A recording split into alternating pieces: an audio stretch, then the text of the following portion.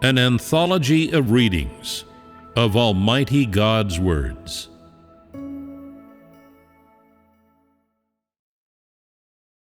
God Himself, the unique, 3. God's authority, 2.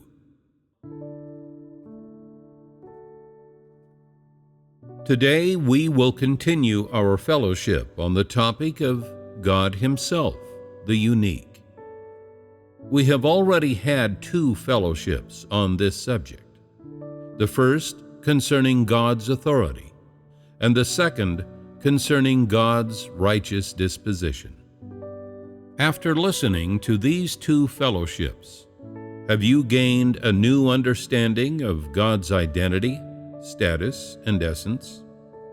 Have these insights helped you achieve a more essential knowledge and certainty of the truth of God's existence? Today, I plan to expand on the topic of God's authority. Understanding God's authority from the macro and micro perspectives. God's authority is unique. It is the characteristic expression of, and the special essence of, the identity of God Himself, such as is not possessed by any created or non-created being. Only the Creator possesses this kind of authority. That is to say, only the Creator, God the unique, is expressed in this way and has this essence. So why should we talk about God's authority? How is the authority of God Himself different from authority as man conceives of it in his mind? What is special about it? Why is it particularly significant to talk about it here? Each of you must carefully consider this issue. For most people, God's authority is a vague idea, one that requires a great deal of effort to understand, and any discussion of it is likely to be abstract. Therefore, there will invariably be a gap between the knowledge of God's authority that man is capable of possessing and the essence of God's authority. To bridge this gap, everyone must gradually come to know God's authority through the people, events, things, and various phenomena that are within the reach of humans and within their capacity to understand in their real lives. Though the phrase God's authority may seem unfathomable, God's authority is not at all abstract. He is present with man through every minute of man's life, leading him through every day. So, in real life, every person will necessarily see and experience the most tangible aspect of God's authority. This tangible aspect is proof enough that God's authority truly exists, and it fully allows one to recognize and to comprehend the fact that God possesses such authority. God created everything, and having created it, He has dominion over all things. In addition to having dominion over all things, He is in control of everything. What does this mean? The idea that God is in control of everything. How can it be explained? How does it apply to real life? How can understanding the fact that God is in control of everything lead to an understanding of His authority? From the very phrase, God is in control of everything, we should see that what God controls is not a portion of planets, nor a portion of creation, much less a portion of mankind, but everything. From the massive to the microscopic, from the visible to the invisible, from the stars of the cosmos to the living things on earth, as well as microorganisms that cannot be seen with the naked eye, and beings that exist in other forms. This is the precise definition of the everything that God is in control of. It is the scope of His authority, the extent of His sovereignty and rule. Before this humanity came into being, the cosmos, all the planets and all the stars in the heavens, already existed. On the macro level, these heavenly bodies have been orbiting regularly under God's control for their entire existence, however many years that has been. What planet goes where at what particular time? What planet performs what task and when? What planet revolves along what orbit, and when it disappears or is replaced? All these things proceed without the slightest error. The positions of the planets and the distances between them all follow strict patterns, all of which can be described by precise data. The paths along which they travel, the speed and patterns of their orbits, the times when they are in various positions. All of these can be quantified precisely and described by special laws. For eons, the planets have followed these laws without the slightest deviation. No power can change or disrupt their orbits or the patterns they follow. Because the special laws that govern their motion and the precise data that describe them are predestined by the Creator's authority, they obey these laws of their own accord, under the Creator's sovereignty and control. On the macro level, it is not hard for man to discover some patterns, some data, and some strange and unexplainable laws or phenomena.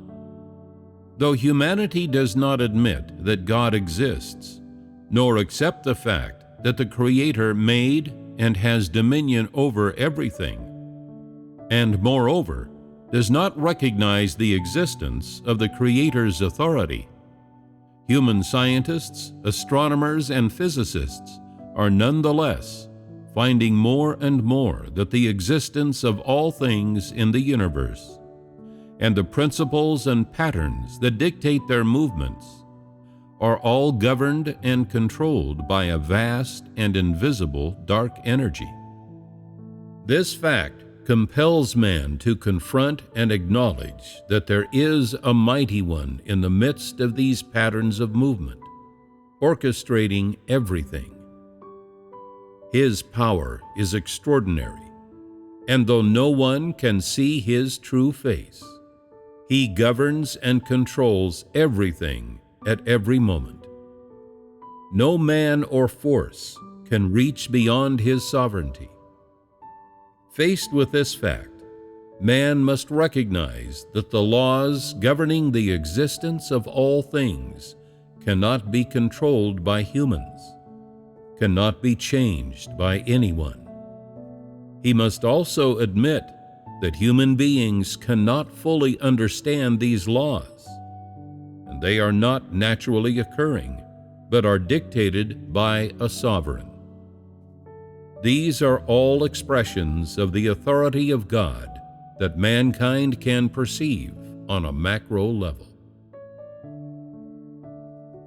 On the micro level, all the mountains, rivers, lakes, seas, and land masses that man may behold on earth, all the seasons that he experiences, all the things that inhabit the earth, including plants, animals, microorganisms, and humans, are subject to God's sovereignty and control.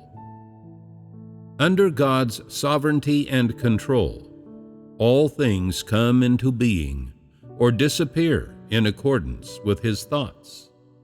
Laws arise that govern their existence, and they grow and multiply in keeping with them. No human being or thing is above these laws. Why is this? The only answer is this: it is because of God's authority. Or to put it another way, it is because of God's thoughts and God's words, because of the personal actions of God Himself. This means that it is God's authority and God's mind that give rise to these laws, which shift and change according to His thoughts. And these shifts and changes all occur or fade away for the sake of His plan. Take epidemics, for example. They break out without warning. No one knows their origins or the exact reasons why they happen. And whenever an epidemic reaches a certain place, those who are doomed cannot escape calamity. Human science understands epidemics to be caused by the spread of vicious or harmful microbes, and their speed, range, and method of transmission cannot be predicted or controlled by human science. Though people resist epidemics by every means possible, they cannot control which people or animals are inevitably affected when epidemics break out. The only thing human beings can do is try to prevent them, resist them, and research them.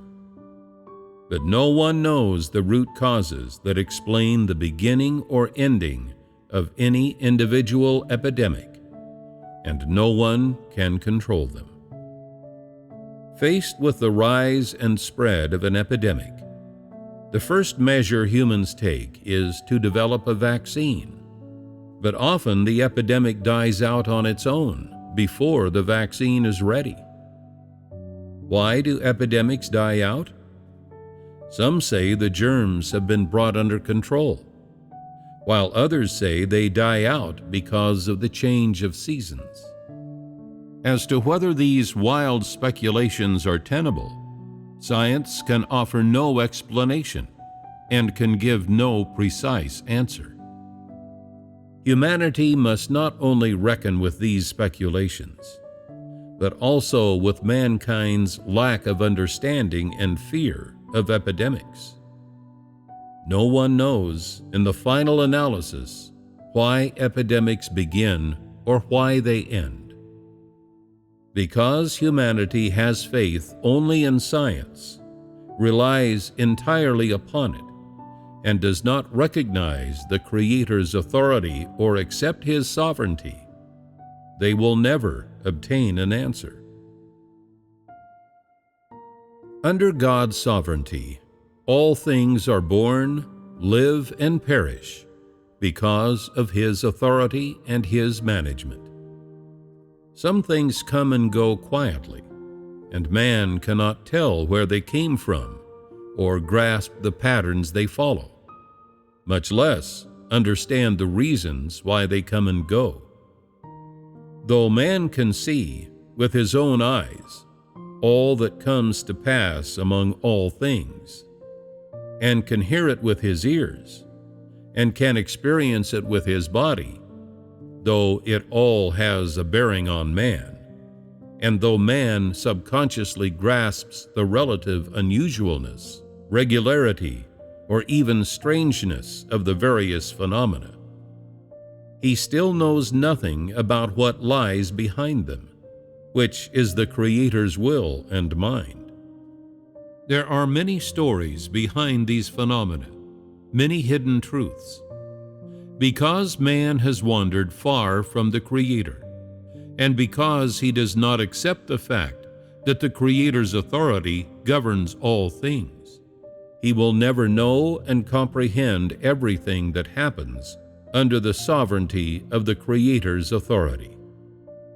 For the most part, God's control and sovereignty exceed the bounds of human imagination, of human knowledge, of human understanding, and of what human science can achieve. It is beyond the ken of created humanity. Some people say, since you have not witnessed God's sovereignty yourself, how can you believe everything is subject to His authority? Seeing is not always believing, and neither is it always recognizing and understanding. So where does belief come from?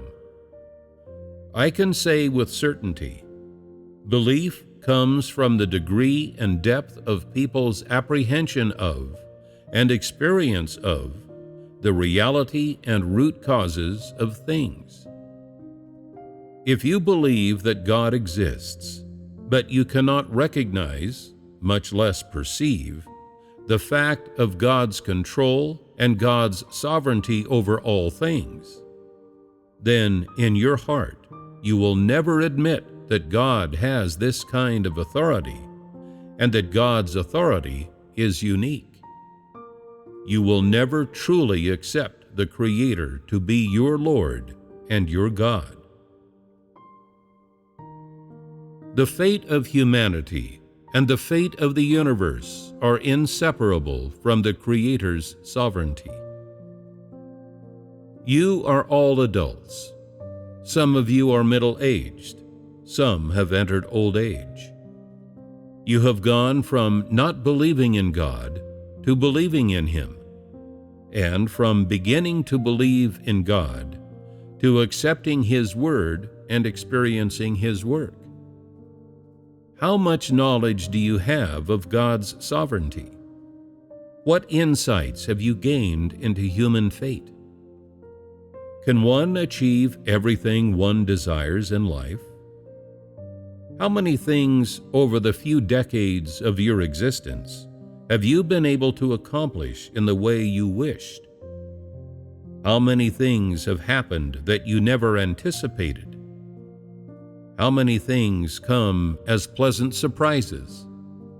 How many things do people still wait on in the expectation that they will bear fruit, unconsciously awaiting the right moment, awaiting the will of heaven? How many things make people feel helpless and thwarted?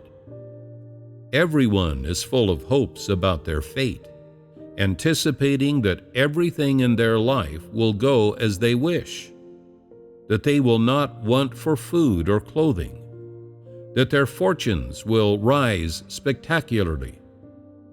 Nobody wants a life that is poor and downtrodden, full of hardships and beset by calamities. But people cannot foresee or control these things. Perhaps for some, the past is just a jumble of experiences. They never learn what the will of heaven is, and nor do they care what it is.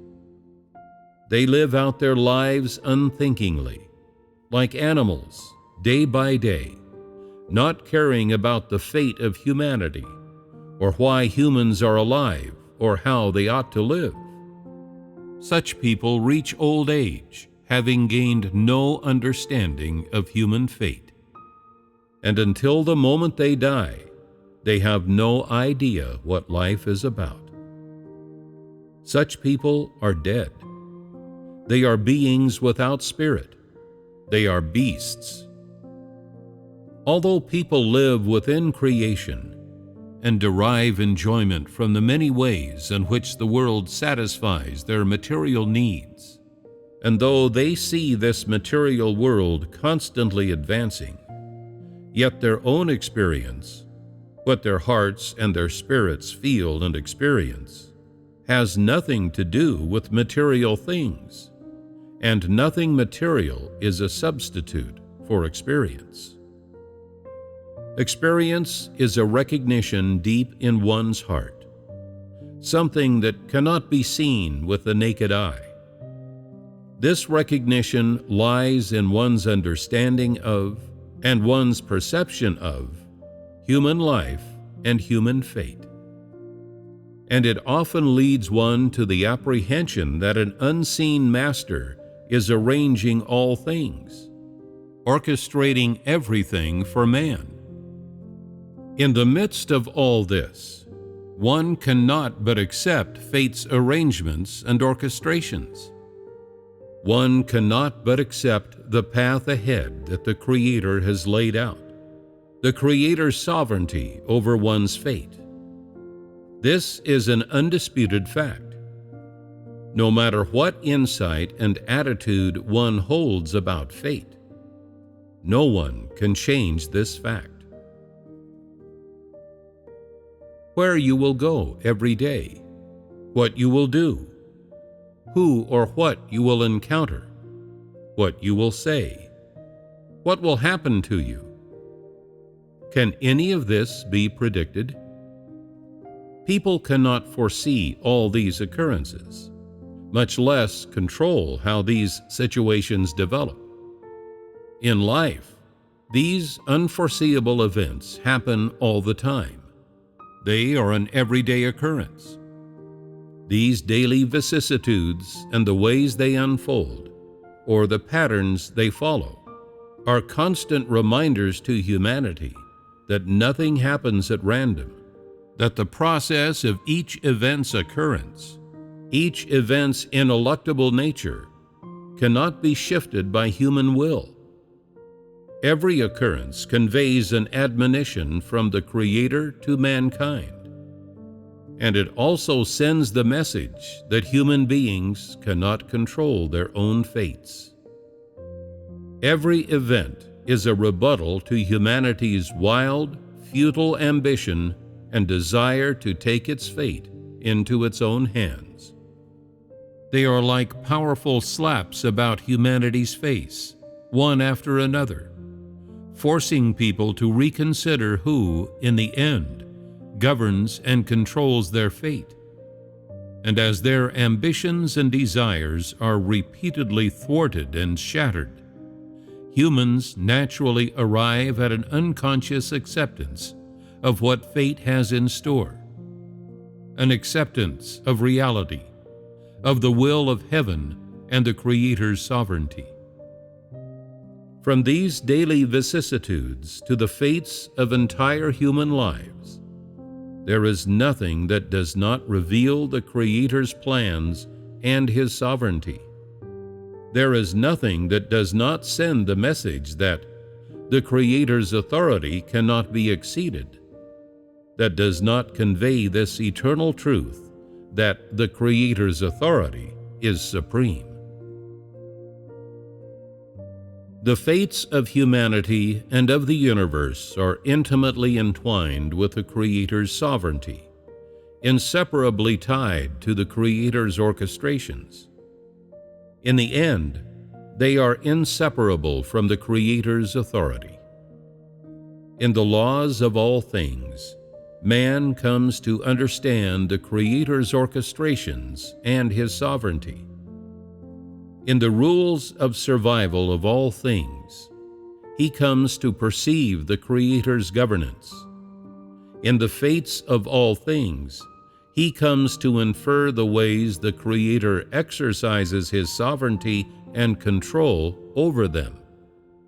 And in the life cycles of human beings and all things, man truly comes to experience the Creator's orchestrations and arrangements for all things and living beings, to witness how those orchestrations and arrangements supersede all earthly laws, rules, and institutions, all other powers and forces. This being so, humanity is compelled to recognize that the Creator's sovereignty cannot be violated by any created being, that no force can usurp upon or alter the events and things predestined by the Creator. It is under these divine laws and rules that humans and all things live and propagate, generation after generation. Is this not the true embodiment of the Creator's authority? Though man sees, in the objective laws, the Creator's sovereignty and His ordination for all events and all things, How many people are able to grasp the principle of the Creator's sovereignty over the universe? How many people can truly know, recognize, accept, and submit to the Creator's sovereignty over and arrangement of their own fate? Who, having believed in the fact of the Creator's sovereignty over all things, will truly believe and recognize that the Creator also dictates the fates of the lives of men? Who can truly comprehend the fact that man's fate rests in the Creator's palm? What sort of attitude should humanity take toward the Creator's sovereignty when confronted with the fact that He governs and controls the fate of humanity? That is a decision that every human being who is now confronted with this fact must make for themselves.